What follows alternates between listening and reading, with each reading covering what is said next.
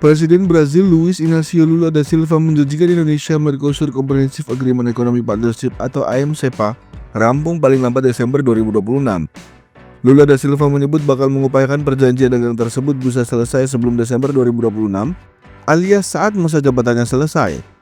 O presidente Subianto e eu também decidimos avançar nas negociações de acordo de comércio preferencial Mercosul-Indonésia até o final da presidência brasileira no final do mês de dezembro.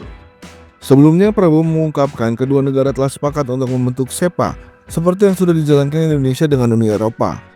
Sebenarnya, komitmen kedua negara untuk memperluas kerjasama dalam sektor perdagangan dan investasi telah disinggung Prabowo dalam kunjungan kenegaraan ke Brasil Juli 2025 lalu. Salah satunya untuk menyelesaikan perjanjian ekonomi komprehensif antara Indonesia dan Mercosur atau AMCEPA. Mercosur sendiri merupakan blok perdagangan di Amerika Selatan, beranggotakan Argentina, Brasil, Paraguay, dan Uruguay hingga Venezuela. Tak hanya lewat AMCEPA, Prabowo saat itu juga mendorong kerjasama bilateral lewat BPI dan Antara.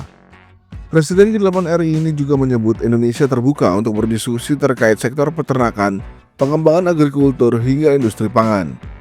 Kerjasama ekonomi kedua negara sudah tercermin dari peningkatan ekspor Indonesia ke Brasil sebesar 9,31% pada 2024 lalu. Kementerian Perdagangan mencatat total nilai perdagangan Indonesia-Brasil periode Januari hingga September 2024 naik 24,3% menjadi 5,07 miliar US dollar dari 4,08 miliar US dollar di 2023. Sedangkan dalam periode yang sama ekspor Indonesia ke Brasil meningkat 33% menjadi 1,25 miliar US dollar dibanding tahun sebelumnya yang sebesar 940 juta US dollar.